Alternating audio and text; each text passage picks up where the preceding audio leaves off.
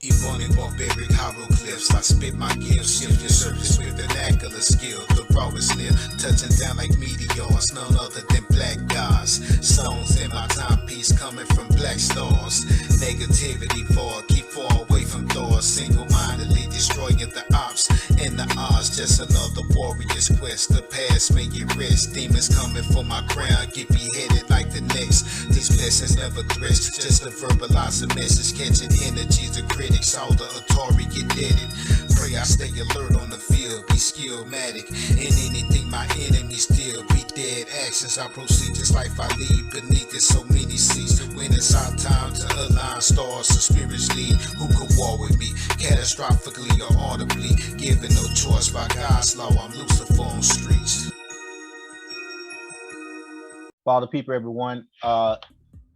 Basically, what we're going to be doing today is having a discussion about the understanding of guerrilla warfare, and I'm going to say the method in which this is going to be covered has more so to do with recognizing the patterns of guerrilla warfare as it applies to us being it being actually used on us. Because unfortunately, what happens is most of the time we as Black people and just people in general, oppressed people in general, don't recognize when we at war. We don't typically look at low-scale warfare, and when we call it low-scale warfare, it actually has to do with the way in which the war is actually implemented. Because low-scale warfare basically means that instead of just outright killing you straightforward, I may stretch it out over time, or I may deal with it from a psychological perspective, or I may do certain things that affect you in the long term that puts you in a certain position. So warfare, and especially as it applies to guerrilla warfare, is being waged. And so we're going to talk about some of the connections and give you some things to think about and some tools to take home and look at things from a different perspective. And it's our job as a Black Panther Party San Diego to just try to take, different subject matter, and we refer to everything as being political education. So we want to take, different subject matters, different current events, different situations, and just give you more insight and more of a spin on what that also could possibly mean outside of what you're hearing in the general mainstream media. So with that being said, let's start talking about this in terms of guerrilla warfare here. The term guerrilla can't be related to unless one knows what it is. So let's first discuss the term as an action, event, in order to see it as a way of life. And we're going to start right off with the United States, before the United States became the United States, the American Revolution. And it was an example when the tactics of guerrilla warfare was used to fight an enemy. The first American killed in the American Revolution was a Black man named Crispus Attucks. So we are no stranger to the effects of guerrilla warfare on the receiving end. Our problem continues to be not recognizing a pattern of attack or even considering the basic fact that war is being waged. So right here, jumping right off in the what led up to the American Revolution, first one getting shot out of a group of agitators that were, basically standing up against the British. They point the gun at the Black man in the crowd,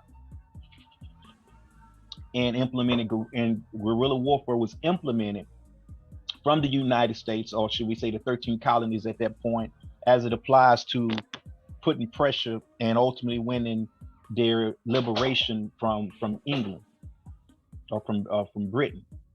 So in saying that, let's break down strategy, conduction, and tactics as it applies to that. When you deal with strategy, it's defining and developing full analysis of the objectives to be achieved in light of the total situation and overall ways of reaching these objectives, which include gathering information of subject matter that is essential to conducting the mission, the makeup of resources required to perform the operation, liaisons between allies that may be involved with the mission, the general knowledge of troops in action and that are related to the mission, communications with the leading forces over deployment and operations. So when you talk about warfare in general and guerrilla warfare in specific, strategy comes into play. And one key element to recognize about strategy is when we, at the very top, when we said dealing with the idea of the light of the total situation and the overall ways of reaching it. Because too often when people engage in conflict, and this especially as it applies to a personal level, we don't think it all the way through.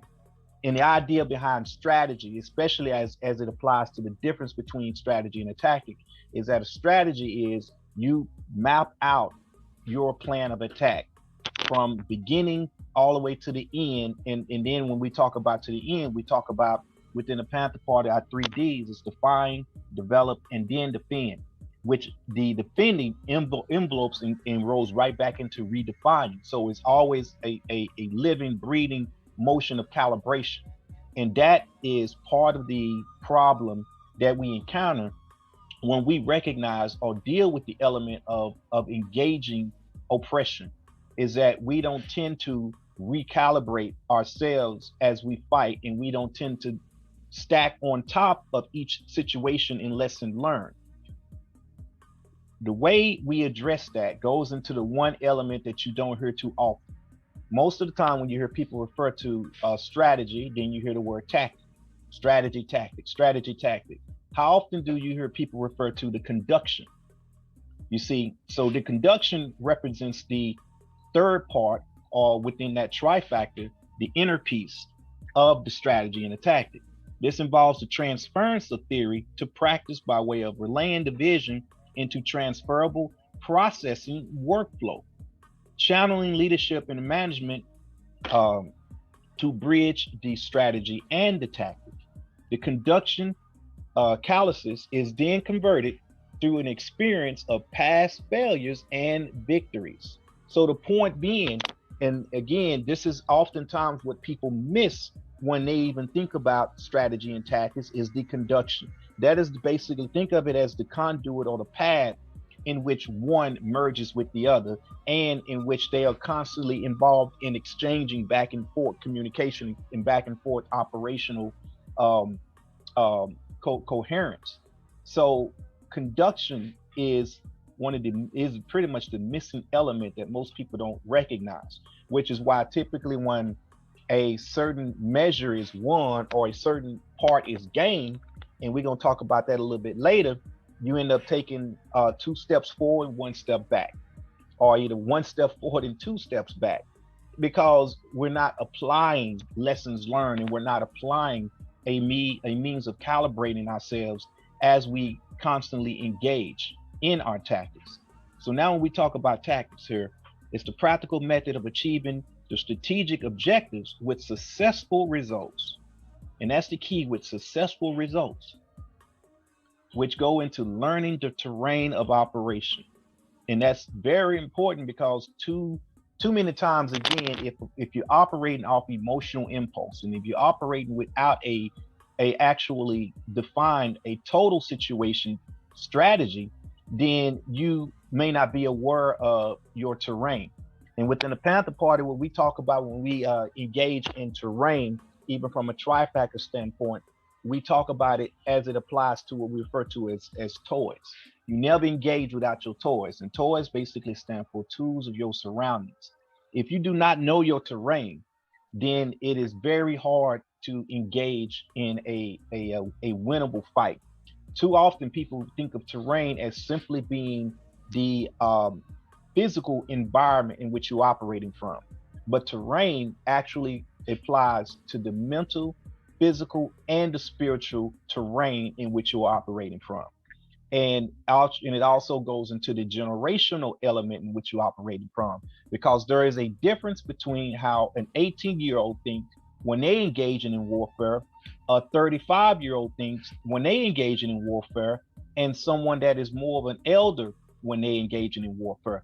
There's different perspectives of each generation as it applies to war, which is where guerrilla warfare comes into hand as it applies to a successful guerrilla warfare. When you think of general, when you think of real quick. Yes, sir. Go ahead. Yeah. So in the military, my job was a forward observer. And so the first thing you do as a forward observer, when you get into position, is something called a terrain sketch. So you map out the terrain, distance, location, or salute size, activity, location, time, and equipment. Mm-hmm. And so that's the first thing you do before you set anything up, before you get anything going, is to build a situational awareness of your terrain. So you on point with that, Chairman. Appreciate it. Okay, so where we left off here is talking about the idea of learning your terrain, the terrain of operation, and then learning and instructing of equipment needed to perform the mission, adapting to the actual conditions needed in the field to transform plans into actions. And that's another point, plans into actions. So in order to deal with plans into actions and to be able to make that transform, that goes into the conduction as well. Liaisons that operate between field representatives of allied organizations involved. Operational practice when needed to create cohesiveness in the field. Now, operational practice is super important as it applies to that, because that goes into the adaptability of you being able to engage properly, as well as the proper use of forces, which goes back into strategy, because at that point you have to make sure that in terms of learning terrain, that the right equipment and the right personnel are placed in the right position within the field. So when you deal with that, that goes into your operational practice, which is how you create a cohesiveness in the field. Because if you have the wrong people in the wrong spot, then there's not going to be cohesion. And if there's not cohesion, then it leaves you open for attack. And keep in mind, everything that we're talking about, whether we're talking about a physical, tangible war that's on the ground, or we're talking about a psychological war that's played in the mind, or a spiritual war that's played, overall in terms of our cultural awareness and our cultural connection and our connection with the past, present, and then developing our future, which goes into what we deal with here in the United States as addressing self-determination as a people. Because when you're engaging in guerrilla warfare and you talk about self-determination as a people, which goes into your future as it applies to that trifecta of past, present, and future, then you are not able to be a visionary and map out your future unless you have recognized through the proper toys what your past is. And so keep in mind, when you talk about psychological warfare, the idea is to keep us ignorant of our past, keep us ignorant of our connection to who and what we are. And as long as they can do that, then you're not able to be visionary enough to not only understand, but understand and obviously overstand where you need to be going as a people. So oftentimes you end up emulating your oppressor's ways of combat, or emulating your oppressor's ways of rule or lifestyle and everything so forth.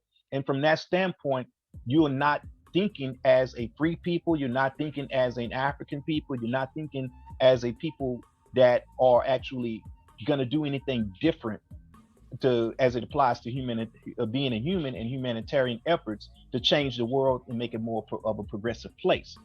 So when we talk about the strategy, conduction, and tactic, it is, again, very important that the cohesiveness and the recognition of your past, how you operate presently, and moving forward in the future comes into play. And that also can be applied to this particular trifecta. So the past can also be reflected upon as a strategy. Present is the conduction, future is the tactics. But at the same time, the tactics must know its past strategy, and then it must be able to operate within the current conduction or conduit or flow of where we are now at this moment in time. The last thing here is a constant channel of communication between personnel in command prior to the field. You don't wait till you get into battle to now form a methodology of communicating. That's no different than getting into a heated argument just on an individual level with somebody, and then at that point double backing and saying, oh, okay, we need to communicate now. Once the guard has came up, once people have drawn a line in the sand, once they have now declared you as an enemy, it is often very hard to take back that first impression. That's why it's referred to as first impression, which goes back to how it is formed in your mind, because we have a perception based upon how we view things, and that perception becomes our reality. And from that from a psychological warfare perspective is always used against us, especially as it applies to being a people that are not in a position of empowerment as a collective. You always dealing with a situation where the perspective in which you operate, which goes right back to the past, which goes into the strategy, affects your ability to recognize where you should be in the future. So therefore, when you talk about freedom, and when you talk about us being ever in a position of where our community is in control of us, by us, then the problem you're going to run into is that because we don't know our identity, because we don't connect with our past, because we don't connect with our ancestors, we don't connect with a specific land base or an operation or a direct culture that links back to us, how are we going to truly map out a future that's going to do anything other than cause you to emulate some of the same things that got you in the position that you're in now? So that is super important. So when we talk about guerrilla warfare as it applies to this, remember the perspective that we're coming from right now has to do with recognizing the patterns in which warfare is applied against you as a people. So now let's also just break down the term guerrilla, which is basically the use of unconventional methods that does not consider the overview odds a factor for achievement. Now let me explain that real quick and say that again. The use of unconventional methods that does not consider the overview odds as a factor for achievement. When we say overview odds, is basically saying that from a physical standpoint, as an individual, just say 10 people approach you, getting ready to jump you. You are in the midst of a battle now. You are at war, but you are now looking at 10 people. And if you look at it from the perspective of the fact that you're surrounded by 10 people, you're dealing with it from the odds, the overview odds. And dealing with it from the overview odds would cause you, as it applies to conventional warfare, to feel like you in a position of defeat, and will cause you to now operate, as it applies to strategy, conduction, and tactics, from the position of losing that battle. So guerrilla warfare comes into play when you are able to, through unconventional methods and means, not consider the overview odds. But what you do is, by taking appropriate steps to digest patterns of the visible quadrants. The visible quadrants would be, if I'm engaging an enemy of 10, I am looking at the weakest target. I'm looking at how they're surrounding me or how they're surrounding the environment. I'm looking at terrain and finding out ways of intercepting each one of them and using them against themselves, and digesting and taking things down by the quadrants. In other words, instead of looking at myself as fighting 10 people all at once, I'm looking at myself as fighting one, knocking them out, fighting the next one, knocking them out, and I keep it moving. So from that standpoint, you're dealing with steps to digest the patterns in the visible quadrants. The multiplier from each step gained is factored back into the overall outcome. And that is the point. So every time you gain a position or a victory or a step further, you take the resources, you take the assets, and you take the lessons learned from that battle or that particular part that you conquered or maneuvered, and you reapply it right back to the overall battle. Which is why I said, when we talk about strategy, through the idea of, through the methodology of conduction, that it is always basically being recalibrated and going back into itself. And once we look at things from that perspective, it completely changes your dynamic in terms of how you engage in an operation. And from that standpoint, you can now understand what guerrilla warfare means. And so therefore, the conventional methodology is not. Grandma has dementia. I'm sorry, Devin, I don't know if you were saying something in regards to what we got going on. We just moved your phone. So again, what I'm basically doing and telling you at this point is it changes the perspective and the dynamic in which you approach things. And again, by addressing your perspective, it will allow you to now have a vision in terms of reapplying to the battlefield strategy, how you should move. Therefore, you will have a ability to deal with the total situation now, versus you moving into something from an emotional standpoint and never really having a strategy. And one of the biggest problems that we also see is that too often, especially as it applies to a majority of our people, only dealing with what they have learned in any particular system or school of thought based upon attaching a dollar to it. So from that standpoint, we as a collective may not have the experience necessary for us to recognize that as we move forward and as we work toward achieving something, that you have everything that has a beginning must have an end as it applies to that. So therefore, when we map out a victory or we map out a specific situation, we have to see it through. Okay. In other words, we tend to emotionalize our involvement in stuff. In other words, something happened up the street, somebody got attacked by the police. Now I want to be involved. Now I'm fired up, I'm angry. There's nothing wrong with that, the initial spark that finally made you cross the threshold of wanting to now be active in terms of fighting oppression. Problem is your activity, is your action fueled by that emotion? And is that what's going to motivate you and keep you motivated to stay involved, stay engaged, and stay ready for revolution?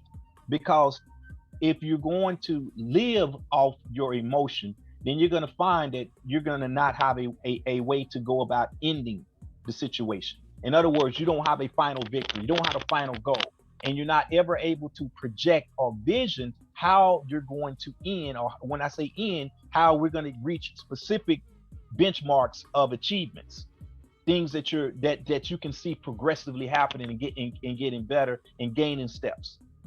Because you went at it through an emotional charge, there was no involvement of strategy. You just simply had the willingness at this point in moment in time to engage. So all you did is possibly come with a tactic. And a tactic is just, your tactic is just engaging right at that moment, just taking things as they come. So you're not applying past, you're not actually applying a future. So in reality, you're living between conduction and tactic, but you're not addressing the holistic aspect of the battle or the engagement. And it's super important that we're able to, like I say, understand how all of these pieces and these patterns connect and come together. So as an example of that, I want to take you to something that may not appear to be related, but in essence it is, because we have to talk about pattern recognition. The Fibonacci sequence as the golden jewel of the universal application of guerrilla strategy. The Fibonacci sequence, also known as Fibonacci numbers, is defined as a sequence of numbers in which each number in the sequence equals to the sum of two numbers before it. The Fibonacci sequence is given as 1, 0, basically 0, 1, 1, 2, 2, 5, 2, 3, 3, 5, 8, 13, and 21. And basically what happens is, as an example, 0 plus 1 equals 1.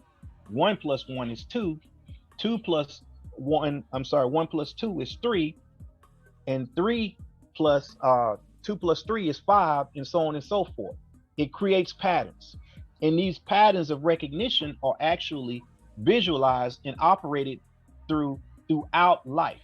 And see, that's the thing. Most people are not even familiar with this. And one thing I do got to say is, when we talk about the Fibonacci sequence, this was not something that was only recognized by the Europeans. The Europeans gave this mathematical sequence and pattern a name after somebody that they wanted to represent in terms of modern discovery within their society. Keep that in mind. as we deal with addressing ourselves as people, know that everything originated on the continent of Africa. All science, all way of life, everything. The problem is, keep in mind, the way wordplay is and spell casting operates is basically when we talk about someone discovering something, that basically means at this moment in time, they came into the awareness and the knowledge of. And so when they talk to other people or they expand upon their circles, they consider themselves to be the one that discovered it. Christopher Columbus, what, discovered America? That does not mean the land wasn't in any existence and not used by other people in more advanced cultures prior to him coming here. But for his people, for his congregation, for those people that he report to, he discovered it for them. So we can't let the words be taken out of context to be redefined. That's why when we, within the Panther Party, we talk about define, develop, and then defend. When you go into defending what you have defined, then what that gets into is the fact that you recognize that you must define what you are. You must define your way of life. You must define what is in your best interest for your people. When it is defined for you by somebody else, then of course that person is the one that discovered it. From that standpoint, everything that you make within your perception and your way of life is going to be based upon what they discovered and how they want you to perceive that specific point of reference. So when we talk about this particular pattern of life, it goes into all aspects of human nature, all aspects of world and universal design and pattern.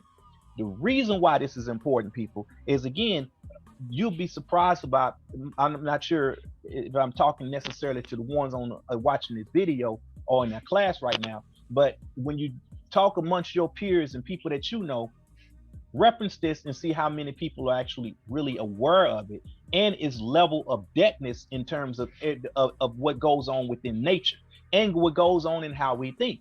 Because as it applies to what you're looking at here is physical representations of the recognition of the pattern. But again, when we talk about the trifecta of the physical, the mental, and the spiritual, the pattern constantly is there. So as a people, as we engage, I'm having a power outage here. As a people, as we engage, be aware of the fact that there are multiple patterns going on that are universal in design. And by these patterns being universal in design, what we got to be aware of is that the more in tune we are with the universe, the more in tune we are with the earth, the planet, the way everything actually operates within natural law, the better we are in being able to engage in any form of combat or any form of defense or any form of operation or building to be able to see things through and be able to tie strategy, conduction, and tactics.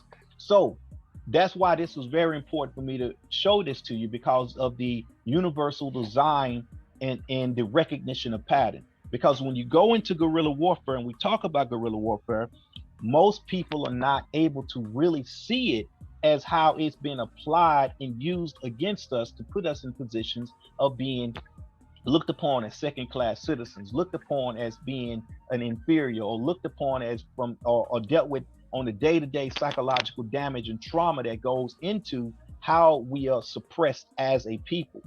Because we're not recognizing that we are at war, we're not recognizing that guerrilla warfare is an ongoing implemented strategy being used against us. And so the patterns have to be identified. You cannot fight and engage an enemy that you can't identify. That's the bottom line. Think of it that way. If I don't know who the enemy is, what the enemy is, where the enemy is, why the enemy is, when the enemy is, there's no tangible way for me to properly engage that enemy on the battlefield, for whether it be for the self-protection, self-preservation, or to overcome a situation. So that is important when we go into the aspects of strategy, conduction, and tactics. So now that we got that as a backdrop, let's talk a little bit more about this pattern. Let me minimize this a little bit so I can get most of this on the screen here. The Fibonacci death spiral. And this is important here because basically what it's showing you is how this goes into reversal in terms of dealing with cancerous or viruses as it applies to mental, physical, and spiritual applications. The Fibonacci spiral gets closer and closer to the golden spiral as it increases in size because of the ratio of each number in the sequence or series to the one before it, which it converts on pi, which is 1.68, obviously abbreviated. 1.618 as this series progresses. When we apply this mathematical formula to quantify or measure the movement of energy or consciousness within time or space, the Fibonacci spiral loses its connection, going back to the 0 point or source. Instead, the sequences uses previous numbers to add onto itself to get to the next higher number. Therefore, the Fibonacci spiral is a model of metatronic reversal in the consciousness field. The Fibonacci spiral illustrates the math used to perpetuate the war over energy. Therefore, the consciousness suppression on the earth, as when the sequence grows in number or size, it is due to the consumption of the previous value in order to grow itself larger. The Fibonacci death spiral sequence emerges from the point of the attachment, which is parasitic in action, and to attach itself to a living form, consuming everything in its path. And I get y'all that may be talking a little bit over over what a lot of times what we used to hearing in terms of how we grasp it. That's why I say again that if you want this document, just make sure you put your email in the chat, and I send you example. I send you the document, because things like this, when we're not used to seeing it, we have to kind of just work with ourselves and deal with a new way of seeing things. Because when you talk about a people that's been oppressed, again, we're in a habitual pattern of inferiority. In order to break that chain, break that cycle, new methods and new information and new ways of thinking and a new paradigm has to be developed. So when we talk about this, we're breaking it down to its spiritual essence in terms of how guerrilla warfare is applied to us on a spiritual level, which then engulfs us in a mental capacity, which then materializes itself in a physical form. And I know that's real wordy and saying a lot, but we got to keep up. We got to move. We got to elevate. So again, put your email in the chat and take the document and look and listen, take it in, digest it. So now let me just give you some more examples as it applies to recognizing the pattern. Because typically when we're taught math as a people, as individuals, let me say that, as individuals, we are not taught the patterns of recognition. And this again applies to the battlefield recognition of what we go through. So looking at this chart here, when you look at what the pattern is on the left, you will see a identical pattern on the right, but most of us are not familiar with these ways of doing math, simply because this is not what's generally taught to us in the school. So again, just looking at this first example, 1 times 8 plus 1 is 9, and then 12 times 8 plus 2 is 98. And you notice how on the right side, you're actually dropping, you add in a digit, and then you're dropping down in a number. And on the left side, you're adding a digit and you increasing the number. And then everything is a multiplier by 8 straight down. And then you're just simply going from 1 to 9 to the right of the 8. And these kind of ways of recognizing math and recognizing patterns. And that's the point here. The key is to recognizing the importance of sequences, the importance of how things come together. And as you see that, it opens you up more to being able to recognize patterns of oppression. And that's what we're gearing toward. is being able to use universal design, which is why we talk about the Fibonacci sequence and patterns of mathematics to recognize universal design. As we recognize universal design, then you have ability to recognize modified or altered designs or mutated designs, which goes into aspects and techniques of warfare that's being applied across the spectrum against us. Because if you can't recognize what's natural, you're not going to be able to recognize what's unnatural to that degree. Now, when I say recognize, we can feel it, we can know something's wrong happening, but again, you can't identify the direction or the angle of approach or where it's headed in terms of something targeting you and attacking you. So these patterns have to be identified. You have to become one with recognizing universal design patterns, because it goes straight into where we get in terms of being able to identify guerrilla warfare, whether it be applied physically, mentally, or spiritually. The next thing here is just to give you some examples as a point of discussion here. The Kerner Commission report, which was a precursor to critical race theory, referencing the Kerner report of 1968 as a result of the 1967 riots across the United States. One excerpt of the report states, the commission believes there is grave danger that some communities may resort in indiscriminate and excessive use of force. This harmful effect of overreaction is incalculable. The commission condemns moves to equip police departments with mass destruction weapons such as automatic rifles, machine guns, and tanks. Weapons which are designed to destroy, not control, have no place in densely populated urban communities. This came out in 1968. The report was referencing the fact that what you had going on, and keep in mind, and when you talk about even the formation of the third development of the Black Panther Party in Oakland, as it applies to them engaging in addressing police brutality that was going on, what this report was recognizing was that basically racism and whether we talk about it from the institutional level being systematic or systemic, white racism was the core essence of why riots were happening, why Black folks were at that time, not content, not happy with their place in this matter. And so what this report really was talking to was, it was white people that put a report together to talk to other white people, to explain to themselves, when you're talking about somebody who has a sense of entitlement, or when you're trying to get across to somebody who has an inherent means of oppressing, inherent means of exhibiting racism, who may not necessarily recognize why they're actually, dealing with the certain level of intensity of aggression from this other group of people, it's being explained to them.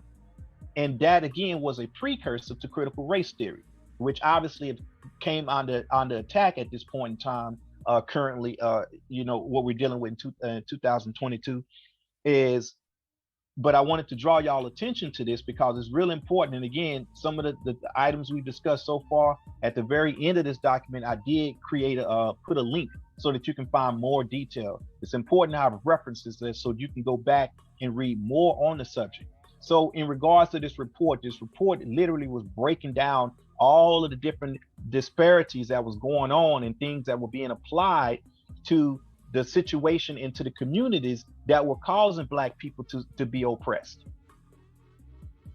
So let me go on and read some of the highlights of the table that was in a book called Revisiting the American Dream.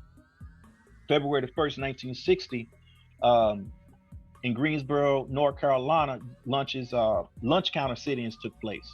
November the 8th, 1960, John Kennedy was elected as a president. May the 3rd, 1963, Bull Connor uses fire hoses and police dogs at protests, and most of us seen some footage of how brutalizing that looked. August 28, 1963, civil rights marches on Washington. Dr. King Jr. I Have a Dream speech. September the 15th, 1963, Birmingham church bombings. November 23rd, 1963, Kennedy was assassinated. January 8th, 1964, Lyndon B. Johnson declares war on poverty, which created a whole nother slew of issues within the Black community. May the 22nd, 1964, President Johnson proclaims the Great Society. And then as a result of that, the Freedom Summer hit, which is where us as Black people took more of a massive approach, and we had the Freedom Summer. July the 2nd, 1974, the Civil Rights Act of 1964 was signed as a result of the stuff that was going on through the Freedom Summer. December the 10th, 1964, Martin Luther King Jr. receives a Nobel Peace Prize. And then February the 22nd, 1965, Malcolm X was assassinated. And then March the 7th, 1965, Thelma Montgomery March, the Bloody Sunday took place. Excuse me. July the 3rd, 1965, creation of Medicare and Medicaid. August the 6th, 1965, Voting Rights Act of 1965 was signed. So notice you had a Civil Rights Act of 1964, and then you had a Voting Rights Act, and how civil rights was under the voting rights. So that's important, but with not, this is out beyond the scope of what we're going to talk about today. But I do want to throw on y'all's mind the difference in the idea between fighting for civil rights versus fighting for human rights. When you fight for civil rights, you fight for a legislation that helps address the fact of living under oppression, living under racism. Whereas if you address things from the standpoint of human rights, you are at the scale to where everyone that is a human being should and must be treated equally. We should be approaching things from the human rights scale versus the civil rights scale, because civil rights basically are band-aid approaches to dealing with the overall problem of racism. So that's one thing I do want to bring up.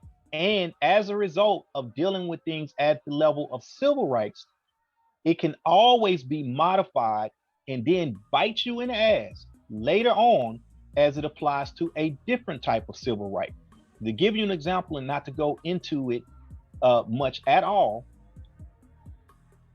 when you talk about sexual preferences or sexual identity as it applies right now, that falls under civil rights. Whereas as Black people, if we are dealing with types of civil rights that apply to racism, that apply to not being treated fair, not being treated equally, not liking how we are treated, and then that same concept, because it's a civil right, is applied to someone's sexual preference and sexual identity, and so therefore they want to be recognized or identified as this, and therefore they find it offensive when someone challenges that. And so the same code and the same law structure can be utilized to say, as a white person, I find offense of the fact that you want to identify as being Black, or offense of the fact that you want to get engaged into critical race theory and force upon me what you went through as a person or as a people. And therefore now I can silence you. So through the civil rights, the same methodology in which we fought for certain recognitions or ways to address the effects of oppression. Mind you, it wasn't to eradicate oppression, it's the effects of oppression is now being used against you as it applies to sexual identity. So keep that in mind when we talk about the difference between approaching something from a human rights perspective versus a civil rights perspective.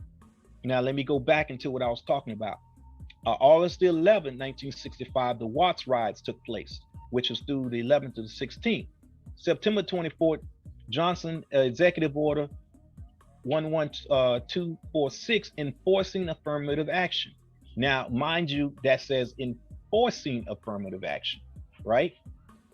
So July 1967, riots in several U.S. cities, including Newark and Detroit, which gave rise to the forming of this specific document that we're referring to. President Johnson appoints a Kerner Commission in response to the riots of July the 28th. Thurgood Marshall was sworn into the Supreme Court of October the 2nd, 1967. The Kerner Commission report was released February the 29th, 1968. March the 31st, President Johnson announces he will not seek re-election because of a whole slew of political mess that was going on. And then 5 days later, Dr. Martin Luther King Jr. was assassinated. April 11th, Civil Rights Act of 1968 signed prohibiting housing discrimination. So keep in mind how you at this point, now you constantly are engaging in these acts of civilness, okay? So there's reason why the words are the way they are. So we have to really be able to recognize the patterns of how wordplay and spellcasting come into play there. And then November the 5th, 1968, Richard Nixon is elected as the president. So that's just a chart that I did want to bring to your attention because of that specific report. It's important to know that there has been examples, and there's always been constant reminders to the oppressor, even by the oppressor and by others, of the ways in which things are being done or taking us on a path of self-destructing as a society. So, and in saying that, the Kerner Commission report was a bestseller, right? Millions of copies sold across the country and devoured by a generation of intellectuals, activists, community organizers, and politicians, given the central role white racism played in defining the cause of riots and civil unrest.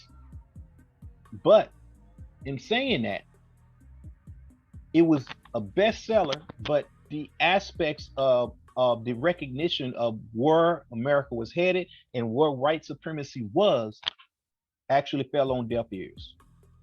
That's the key in recognizing that.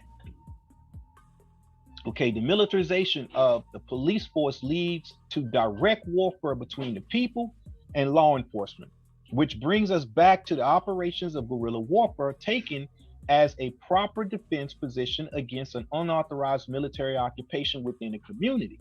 In other words, what we're talking about is you're talking about the fact that a methodology was utilized to oppress the people.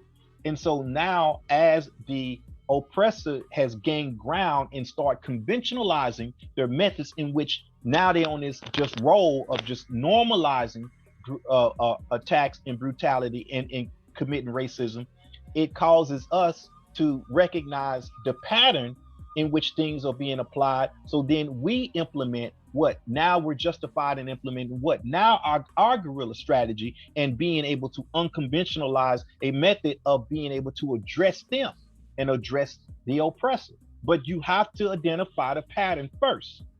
You have to recognize what's happening all around you and being able to see the sequences and break them down in segments. Remember, divisions and segments, which will allow you to be able to separate and attack from a proper perspective. And that's in essence what we're talking about when we talk about the understanding of this. All right, so let's talk about a case in point here of an example that a lot of people are not familiar with, just as application, right? Case in point, government surveillance, counterintelligence, sabotaging guerrilla tactics on projected targets. Sabotaging the target's reputation. Sabotaging the target's reputation and all that goes with it, such as the ability to earn a living, business, and personal relationships, is very special operations category. Newer community-based agents will not be assigned to engineer the method, but will assist in passing rumors, which are the main means of destroying a target's public image. Okay, so we're talking about assassination through social media. Rumors consist mainly of lies. However, in order to secure cooperation of a specific member of the community to participate in a punishment phase, additional information key to appeal to the patriotic or the community service sense of such community members may be used as well. As mentioned earlier, the organization has many top psychologists and psychiatrists on permanent staff at headquarters and some in I'm sorry, and some in larger population centers, it is their responsibility to design a campaign to destroy the target's reputation. These people listed below can be approached and given information which will cause them to make the target's association with them uncomfortable or break it off all contact with the target. These are business contacts, supervisors, co-workers, casual social contacts such as clubs to a target may be members of, or the group that frequents the bars where the target is a patron, friends, local fraternity organizations. They are motivated by public service and are an excellent source of assistance in keeping the target under surveillance and participating in the punishment phase as well. Stores, staff at places that the target shops, uh, target's landlord, target's neighbors, tradesmen who are likely to serve the target's home, car or business, bus drivers on the target's route, local children, city employees, including emergency medical technicians and ambulances, homeless shelters, staff, and residents were applicable. See, it can just keep going on in terms of level of oppression that can be applied. And so you have to be able to see the pattern here. Family members surprisingly may be already may already believe negative information. See, because they're going back to a time possibly before you transition or transform your life. And so it's easy to get them to revert back to that personality, even though that's not what you are now. Especially personnel at places the target applies for work. How intensely these sabotage operations are carried out is uh, governed mainly by the need to prevent the target from learning that the negative rumors are being spread. The goal is to keep negative information covertly flowing into the community such in a way that those receiving the information aren't likely to tell the target. One might think that friends, family members would instantly notify them and side with the target. Fortunately, experience shows that co-opting friends and family is surprisingly easy. Once they are informed about the target's criminal record, the headquarters staff have developed techniques which, by and large, prevent that. But those techniques are beyond the scope of this manual. And again, this whole thing that I'm talking about, I do have links to it later on at the bottom. Suffice it is to say that it is possible to apply incentives, which causes even people closest to the target to cooperate. These incentives are applied by specialists from organizations at higher than the local level. For the community level, the worker of sabotaging the reputation of the target takes the form of simply carrying out instructions from your control center as to what you say, to whom, how, and when. And so this is just an example of the deployment of guerrilla warfare as it can be applied to attacking a people or an individual or a collective. Now, that goes into what a lot of y'all may already be familiar with, but we have to bring it up because this is another methodology as it applies to the strategy of guerrilla warfare. And what that is the FBI COINTELPRO, which was a guerrilla strategy. And I'm not going to read through all of this, but I'm just going to read the highlighted points. Point number one within the aim in the strategy of COINTELPRO was to prevent the coalition of militant Black nationalist groups. Point number two was to prevent the rise of a messiah who could unify and electrify the Black nationalist movement. Number three, prevent violence on the part of the Black nationalist groups. Number four, prevent militant Black nationalist groups and leaders from gaining respectability by discrediting them and to three separate segments in the community.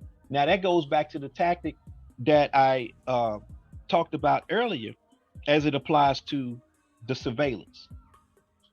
And number five, the final goal should be to prevent the long-term growth of militant Black organizations, especially among the youth.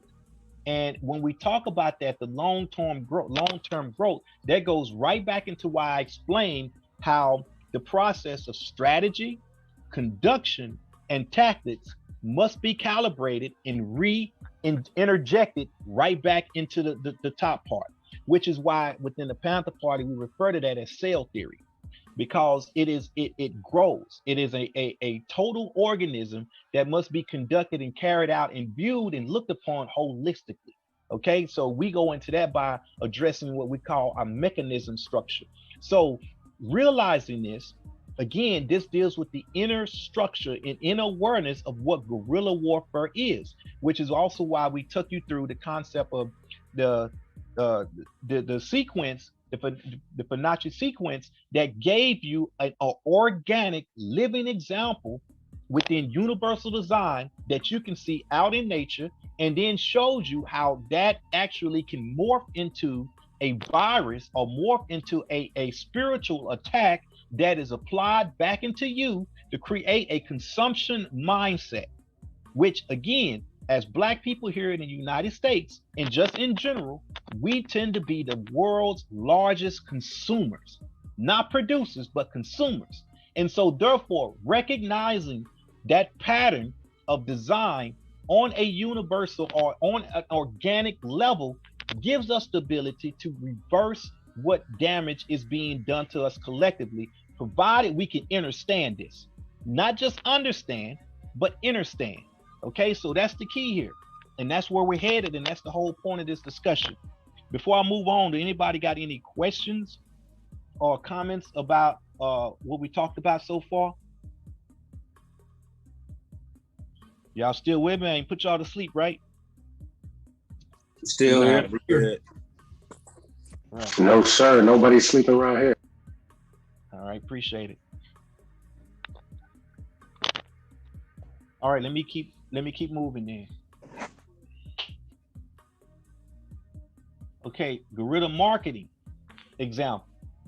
On February 24, 2014, Glenn Glenwood released an article detailing the secret National Security Agency, NSA, unit called JTRIG, which is Joint Threat Research Intelligence Group. The article, which said new light on tactics used to suppress social movements and threats to power, is worth quoting in length. Here we go. Among the core self-identified purpose of the JTRIG, there are two tactics. One, to inject all sorts of false material onto the internet in order to destroy the reputation of the targets. And number two, to use social sciences, and other techniques to manipulate online discourse and activism to generate an outcome to consider desirable. To see how extreme these programs are, just consider the tactics they boast of using to achieve those ends.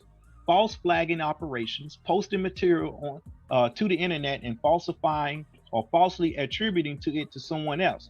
Fake victim blog posts, pretending to be a victim of the individual whose reputation they want to destroy, and posting negative information on various forums. That's important. So again, y'all may have heard the term guerrilla marketing, but have not recognized the pattern in which that can be applied to destroy your movement, to destroy you, or to destroy the character or assassinate the character of an individual, which may operate from a segment of a tiny bit of truth layered upon a falsification or a lie, simply because something may sound like something or a action that someone might do.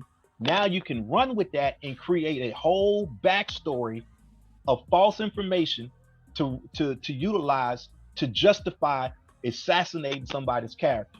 And this is done all the time, people. And again, this here showed you back in 2014, it was referenced in an article that goes into that very tactic being used on the population. So now in 2022, with the expansion of where we are with from Facebook going to the metaverse or the meta universe and where they're going with it, and now the awareness that people are coming into, that the elite are bringing the people into in terms of fourth dimension reality and multiverse reality, because mind you, they're now exposing the general population to this stuff. And oftentimes people are not putting the dots or collecting the dots together as to why that is. And so let me talk a little bit, and this may be another deep subject, but again, it's important in talking about that.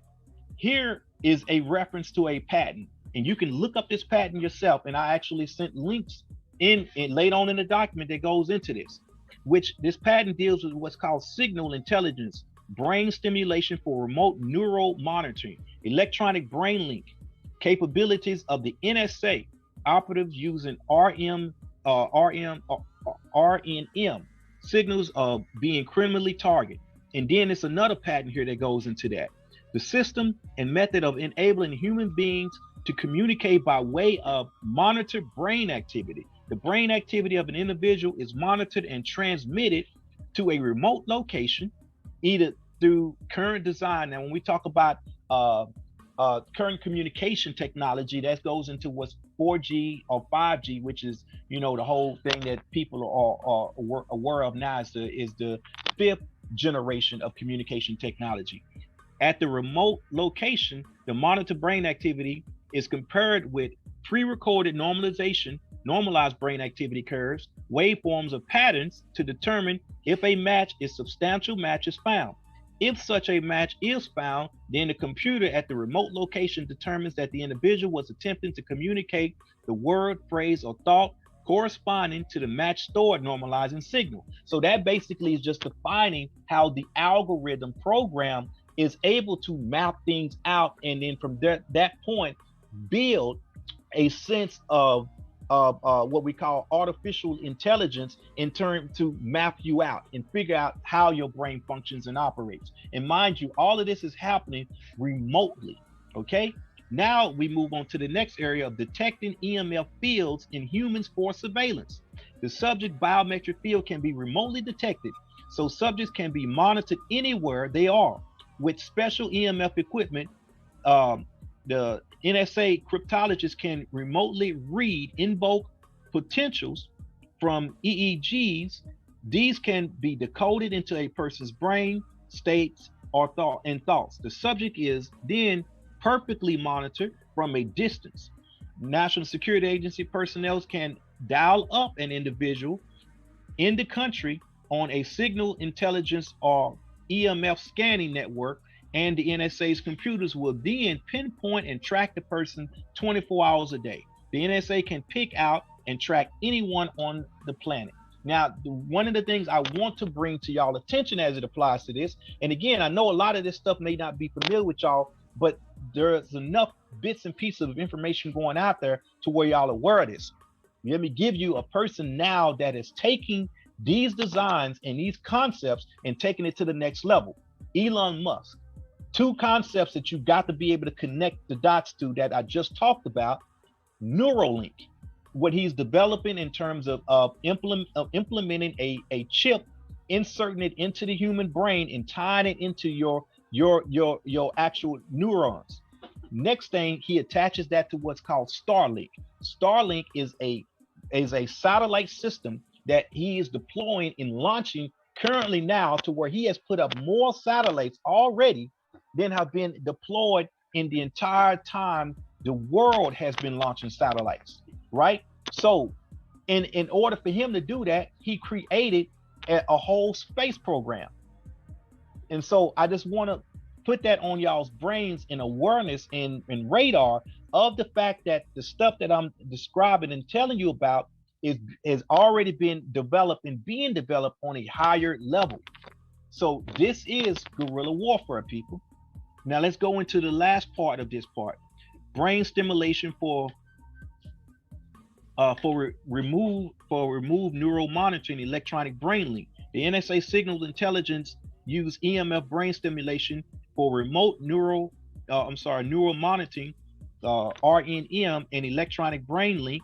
The EMF brain stimulation has been developed since the Project MK Ultra program in the early 1950s. And so see right here and there, they're telling y'all how far back this type of stuff has already been worked on and being played with and prototyped with, which includes neurological research into radiation, non-ionizing EMF, and bioelectric research and development. The resulting secret technology is categorized at the National Security Archives as radiation intelligence. That's a key word when you want to look this up. defined as information from unintentional emitted electromagnetic waves in the environment, not including radioactive or nuclear detonation. Signal intelligence implemented and kept this implemented and kept this technology secret in the same manner as other electronic warfare programs of the United States government. Again, there is your key marker that lets you know this is guerrilla warfare. RNM can send encoded signals to the brain's auditory cortex, thus allowing audio communication directly to the brain, bypassing the ears. So NSA operatives can use this to covertly deliberate subject by stimulating auditory hallucination characteristics of paranoid schizophrenia without any contact with the subject. Remote neural monitoring can map out electrical activity from the visual cortex of the subject's brain and show images from the subject's brain on a video monitor. And now, mind you, folks, this kind of stuff from a weaponization standpoint has been under prototype and development since Project MK Ultra of the 1950s. Now, just a quick response from anybody. Is this new information to anybody? Anybody that's want anybody to answer? Have they heard about this stuff before? I have not. And most of us have not. But most of us have heard of Elon Musk. Most of us know what Tesla is. Most of us know he got a program called Neuralink. We just don't know the applications. And see, mind you, when you talk about weaponization and you talk about warfare, it is not the fact that I can generate or create nuclear energy, is what I do with that energy that matters. Again, the application. When we talk about the application of anything, now we're getting into unconventional thought processing. Unconventional thought processing has to basically do with the fact that I am showing you, or I am dealing with something that is an unnatural pattern to the masses, because the masses are fed to believe and act and operate in a certain capacity, which is not recognizable, or should I say the elite operate to where the masses are not able to recognize the patterns in which they operate. So therefore, the unconventional to us patterns of warfare can be deployed and we don't have a defense against it. And see, this is how you deal with the understanding of guerrilla warfare. Most of y'all or people probably thought I was going to get on here and talk about Che Guevara and the aspects of a physical war being waged, which you can find all day long. But research in the nature of this discussion is to give you an understanding of guerrilla warfare, so that now we can apply the matrix of what guerrilla warfare is across a universal application, and then take it to the highest in the next level, which goes from understanding to overstanding, which goes into your ability to deploy guerrilla warfare. Right? So now that you know it's being used on you, you know when, how, where, and for what reason, now those things can be applied to your nature and your ability to be able to fight it as our natural immunity develops, and then re-implement it from our unconventional perspective, because now our mind is open. Remember, go back to what we talked about from the FBI standpoint. Hold on real quick. From the FBI standpoint on the previous page here. I'm sorry, moving too fast here. The final goal should be to prevent a long-range growth. The long-range growth meaning your ability to be able to take something, like when we talked about strategy, conduction, and tactics, to take a tactic that you have had a learned lesson from and then reapply it right back into a strategy that the future generations are going to be able to use to their benefit, and thereby be able to constantly calibrate and stay ahead of what's going on that has to do with oppressing them. See, that's what visionary means. But you can't be visionary if you don't have a true connection or an identity of your own. Because now, if you don't have your own identity, people, this goes back to knowing thyself. When we hear that terminology, and a lot of times things have been so clichéic that we don't even really we're not able to understand the essence of what we're talking about when it's being said. As well as like when the Panther Party say all power to the people, most people don't really know what that means. So from that standpoint, when we understand guerrilla warfare now, we are able to see how it is applied to us on all different levels, and therefore know how to go up and deal with it. So now I want to break down an aspect here and talk about a militia. So a militia, a population in arms formed to protect their town, city, state from foreign invasion or ravages of war. And that's important here. So now let's talk about some current and bringing that home to current politics so that people have a greater perspective on the war in Ukraine. Current point of reference in Ukraine, and y'all forgive me for saying these words wrong, but this is why it's spelled out here. ASVAB, I forget how to say that, but somebody in here may know what that is. But basically, it's a form or militia within Ukraine. This particular militia began as a military infantry unit made up of civilian volunteers drawn from far-right neo-Nazi groups that were active in Ukraine, such as the Patriot of Ukraine Gang and the Social National Assembly. With its highly motivated band of fighters, the ASVAB unit recaptured the strategic port city of Mariupol from the separatists. Following this critical military triumph, which had eluded the official forces of Kurvo, the AVA unit was integrated into the National Guard of Ukraine in November 2014.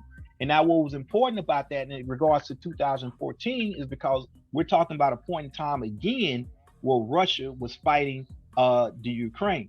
In 2016, they set up its political wing, the National Corps Party, under the leadership of an ultra-nationalist who was a member of the parliament from 2014 to 2019, and has said on record it is Ukraine's mission to lead the white race of the world in its final crusade against Semite-led inferior humans.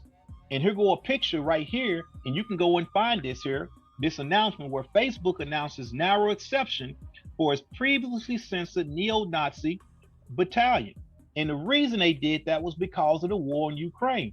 Prior to this current war in Ukraine, they censored this particular group because of its quote-unquote racist statements and racist agenda.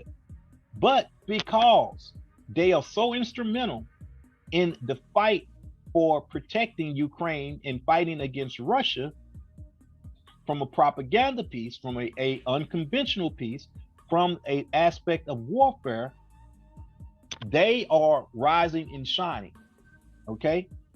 The military uniforms feature Nazi insignia, and its fighters have been photographed with tattoos of Nazi symbols such as the swastika.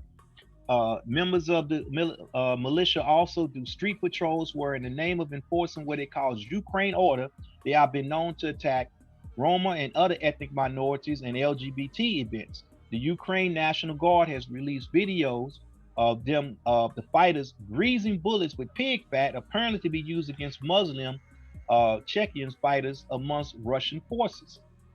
And so the whole point of bringing this up here is just to give y'all a modern day example of how guerrilla warfare being used in Ukraine against Russia is basically being implemented by a militia.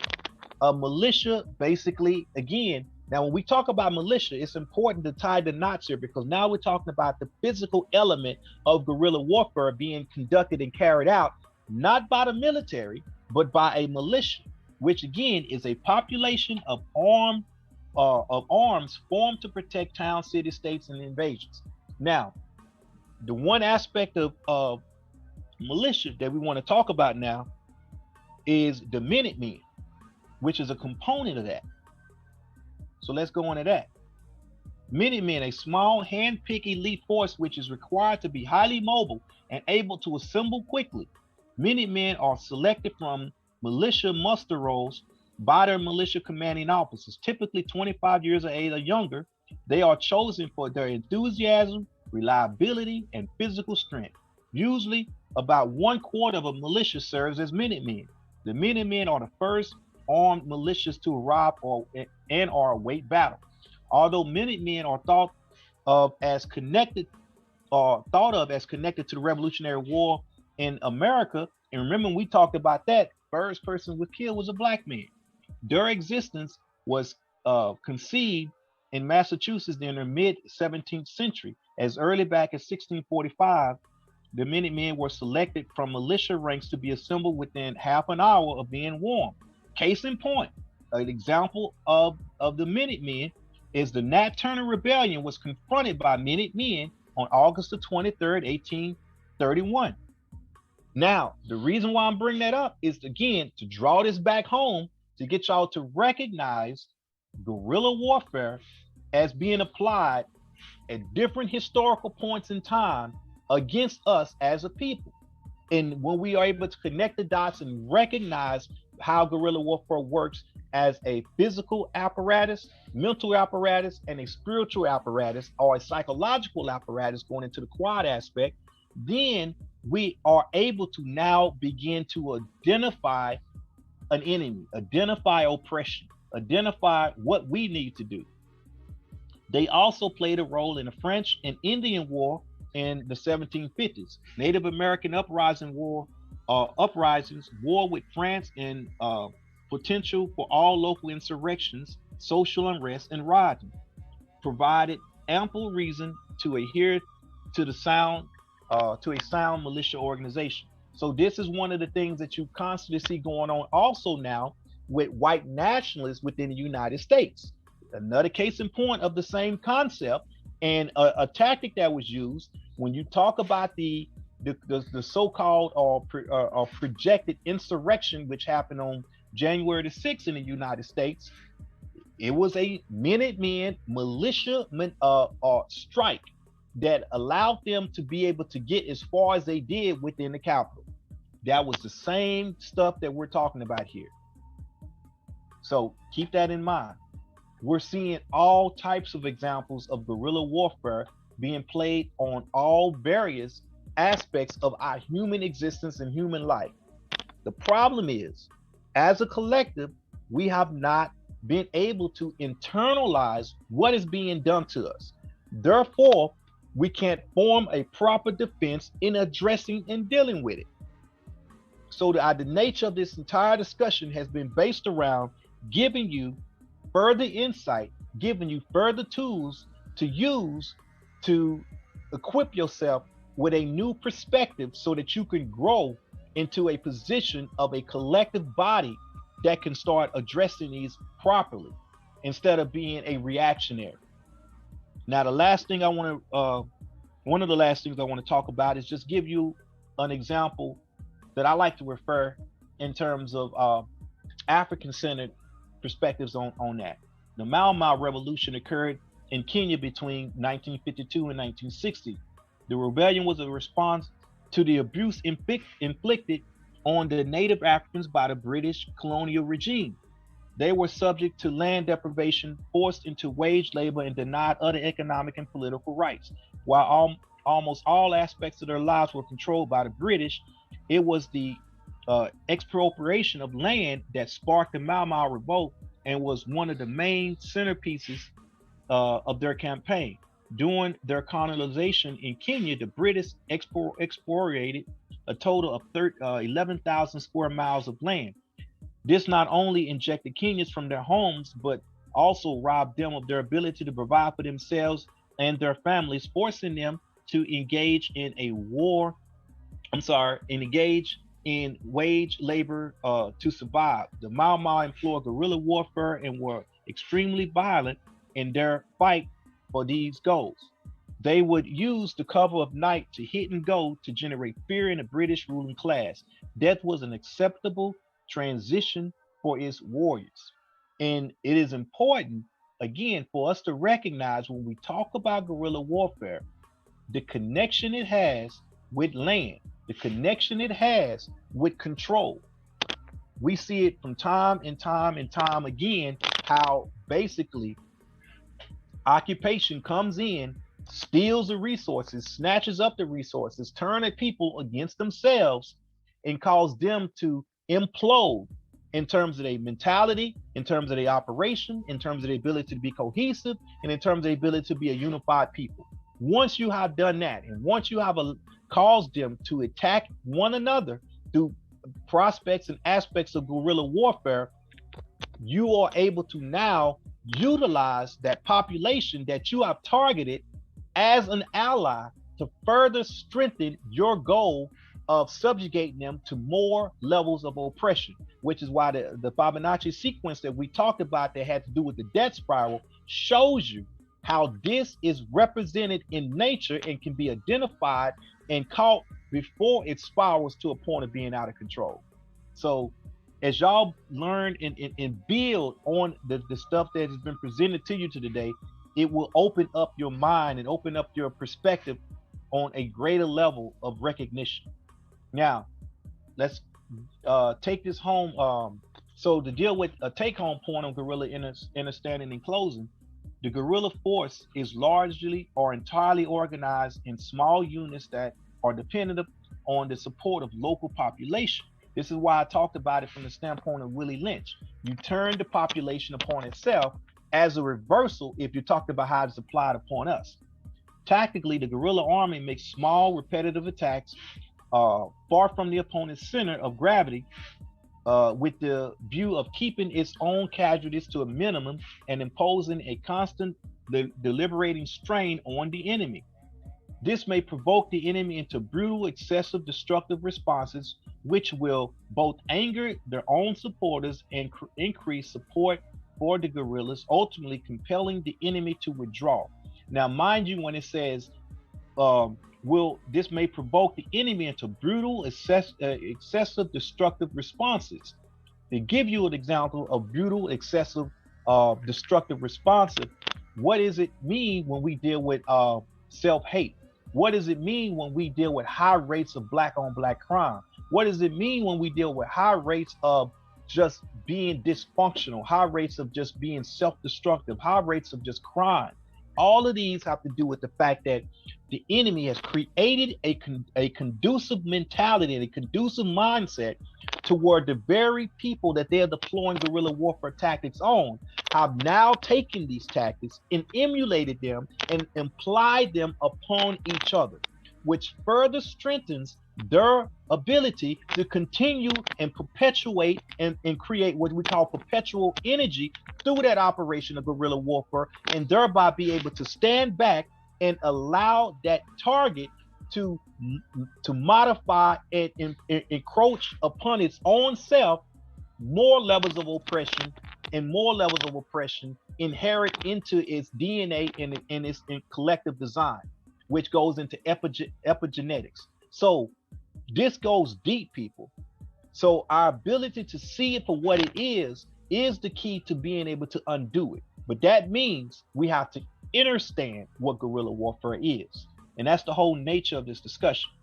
Now, in saying that, our understanding of guerrilla warfare must be recognized as a means of current psychological, mental, and spiritual warfare being waged against the masses of people, and the Black community in particular, by a small ruling class. This attack pattern is best seen working in formats of formlessness as noted in the 48 Laws of Power. Robert Greene, 48 Law of Power, number 48. Learn to be formless. That is flexible, fluid, and unpredictable, and your opponent won't be able to get a handle on you. Formlessness is strategic. It gives you room to maneuver, create surprises, bewilder your opponent. It is a tool that increases your power. Don't be locked into a single system, process, or strategy or approach. Change to suit your needs and circumstances. Assume formlessness. Guerrilla warfare and formlessness without a clear or definite shape or structure. All right. According to the law 48 of the 48 laws of power, formlessness is useful in many arenas other than war, as it frustrates your opponent by giving them nothing solid to attack. That's what I've been saying all this time. When you're not weighed down by a system and inflexible ways of doing things, you're able to move fast, have a sense of change, and adapt to it. This is what we mean when we talk about liberating the minds. When in conflict with someone stronger and more rigid, be formless and adaptable. Then catch them off guard. So all of that basically summarizes what we've been talking about and the application of it. And again, what you got here is I got a few links on some of the stuff here, the links on Guerrilla Warfare, and you can just click on it and it'll take you to some of these links. The Kerner report, you can see that. The COINTELPRO method types, going into that. And then I also just gave you a few links to the Panther 48's web page, Brother Sykes' web page, and we have constant videos that we post, and this one more than likely be posted up there as well, so that you can go back and constantly be fed more information. And then the signal intelligence monitoring is going to give you that link to the area that I talked about with the different patents. Now, mind you, that particular page was someone targeting 5G technology, but I need you to look at the patents for what it is and look at the technology for what it is, because it has really nothing to do specifically with 5G. That's where people have a narrow perspective, because they may be talking about or got exposed to subject matter that is not necessarily their field of study. Whereas me having a background in electronics and information technology, I understand that it is not the apparatus of 5G that we need to be focusing on. It is the application of the fact that these projects like MK Ultra in the study of neuroscience has been weaponized, and what it can be utilized in terms of attacking us from that point on. And whether we're talking about the 5th generation of technology and the prototypes that are already developed, which goes up to 7G, the point being the application is still the same. It's just the means of being able to match the current technology with the current capabilities in order to deploy this upon a population. That's the bottom line. All right. And then what I did throw up here, just to bring this on back home, is the document of Guerrilla Warfare by Che Guevara. So the remainder of the pages of this document is just a brief on guerrilla warfare as it applies to that. But now that you read that document, if you take the stuff that was applied in the very beginning and throughout this document in terms of really understanding guerrilla warfare, then you'll be able to read that document from an entirely different perspective and point of view, which will empower you to a point to where you can see how to connect this in a different way than you have in the past. With that being said, people, that is the end of the presentation. Do we have any questions or anything else before we close out? Anybody got any questions or comments about what they've been exposed to today?